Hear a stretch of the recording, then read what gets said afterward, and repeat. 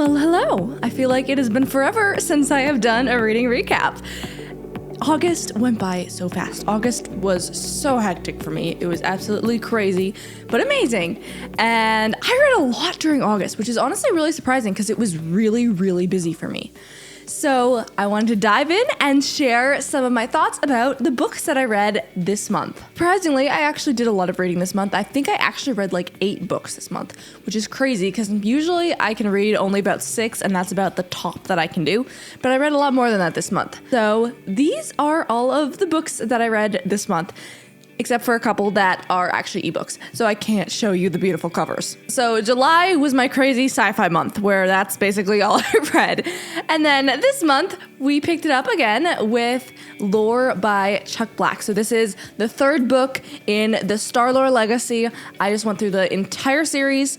So this was the first one that I read in August, but I read the other 2 in July. So if you're interested in looking into those, you can look at my July reading recap when I read a lot of sci-fi books. I really did enjoy the friendship in this book between Tig and Kyra and Dason and Raphael. It was just a fun set of characters and I enjoyed seeing them all grow and discover together. The next book that I read is Oath.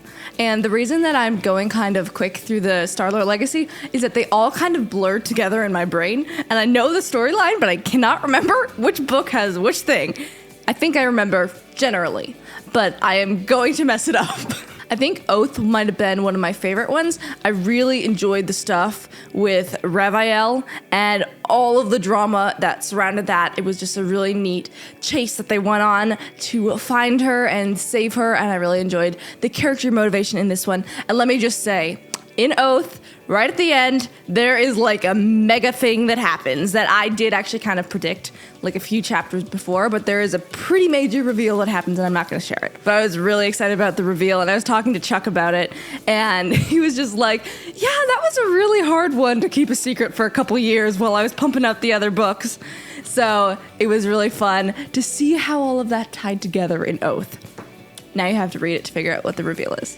And then the next book I read in the Starlet Legacy is the last one that is actually available, Merchant. So this one, it goes through another character. We basically have a whole new cast of characters. Basically, the whole Starlet Legacy series is like a 3-generational series. So it's really cool how all the characters connect and then how different characters take the lead in different books. So this was a new character taking the lead, and it's basically her journey as everything that she hoped would happen kind of gets all messed up, and there's a lot of really fun tension between Bray, the main character, the girl that wants to see the stars and wants to travel, and Rhett, the fighter pilot that is really not interested in Bray and really is sick of being around her. So obviously there's some fun tension in that. And then the next book I read is actually in a critique group. I know I mentioned a couple months ago that I was in a critique group and I was getting my book critiqued. So we went through that and now I am helping critique another girl's book. So it's a biblical fiction novel about a blind man. And that is all I'm gonna say because it's not public and it's not for sale and I don't want to spoil anything. Then the next book I read is The Starlet Spy. And I keep thinking it's Scarlet Spy, which is, I think it's because of how the words look. It looks like scarlet, not starlet. Yeah, that's just an inside look at how my brain works. It just feels like it should be Starlet. Scarlet, not Starlet. It does not feel like it should be Starlet. Anyways, this is a World War II novel. So it's about a famous movie star, made up obviously, who's in the US and ends up going back to Sweden as a spy. And so she has to track down this top secret atomic research before it gets into the Nazis' hands. And so there's a lot of things going on, lots of layered plots where the author makes you believe that this is what's happening and then actually this is the bad guy and blah, blah, blah, blah. So it's about a girl who is considered all beauty, no brains, and they use that fake identity as her cover-up for being an actual spy that is way smarter than people think she is. So it was actually a really good book. I did enjoy it. I'm kind of going through this whole series. It's the Heroines of World War II. If you've watched any of my previous reading recaps, you'll see that I've read quite a few of these books in the past, and it's honestly a really good series. I've really enjoyed it. It was actually really cool when I was talking to an editor from Barber at ACFW. We were talking about my World War II book, and she was like, yeah, if you had pitched me that a few years ago, we probably could have put you in that series. And I'm like, that was really cool because I am reading that series. It's basically just a whole variety of different authors that are all publishing books with different takes of heroines in World War II. So I've read quite a couple actually, but they're all different takes on World War II with different perspectives, different sides, different nationalities. So yeah, it's a really interesting series. I would definitely check it out if you enjoy that type of novel. The next book I read that definitely very easily wins the title of best book I read in August is He Should Have Told the Bees. I got this book thinking it was a romance. Yes. I don't do a good job of actually reading the back cover blurbs. I tend to skim them, and then I find out what the book's actually about when I start reading it. It's a bad habit, yes, I know. So I had this idea in my head that this was gonna be some romance where the beekeeper falls in love with the girl and it's like all this tension because blah, blah, blah, blah. Yeah, no, there's not really much romance in this book.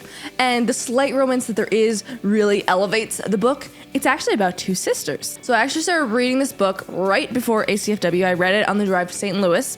I was only like 3 or 4 chapters in during ACFW, and I'm not reading anything during that conference because I am so tired, and it's just a really long conference and really intense and really amazing.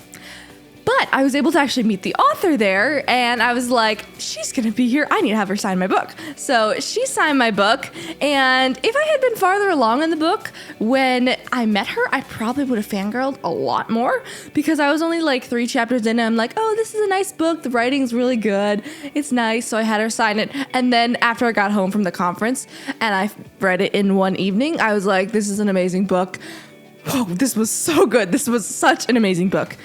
Yeah, so I would have been a lot more excited to actually meet her if I had read the whole book before meeting her. There's just so much intensity in the book, so much tension. It was just really raw, real. The emotions were amazing. It just really pulled on my emotions. It was an amazing book. It was so good. It was a really good book. You really need to buy this book. Let me just say that. You need to buy this book and you need to read it. It was really, really good. On another note that is like totally random but kind of has to do with He Should Have Told the Bees, I kind of got into like painting my book edges. I saw it on Instagram and then I started researching if it was actually that complicated, and it's not. Look at that. It is so cute. And it was so easy. So I kind of got like a burst of inspiration one day when I was supposed to be drafting and I was not keeping it up really well. And I started painting bookends, and it's so cute. I love how customized it is. It's so fun. And it's actually really easy. So if you'd be interested in me doing a tutorial on how to do that, let me know and I will make a YouTube video about it because I could always use more ideas for YouTube videos. And this was a blast. And then the last book that I read this month was Like a Ship on the Sea by Kellyn Roth. So this was actually the first book of Kellyn's that I've read, and it has characters from different series that she's interwoven, but it's definitely a fine standalone, so if you have never read anything by Kellyn, you can read this book without feeling lost. It has characters from different series that play into it, but the main character starts her own series. So this is the first book in, I believe, a series. It reminded me a lot of older books I used to read. I used to read a lot of historical fiction, as in they were published in like the Victorian era. And I felt like it had a lot of that same voice. It was kind of a slower book that took you into the world, took you into the experiences, the connections. So if you enjoy that sort of historical book, that sounds so weird, you will enjoy this book. When we were talking about it, she described it as Jane Austen meets BBC. And I felt like that was actually a really good descriptor because it really feels like that older voice, older time period, and it just takes you into that story and takes you into that.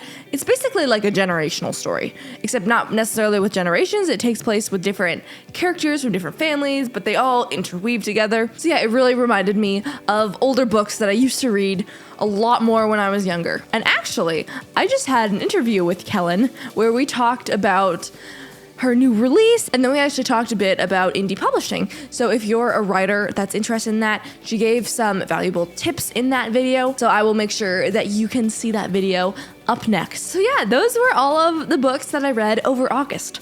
It was a pretty crazy month, and I have no idea how I found the time to read this many books.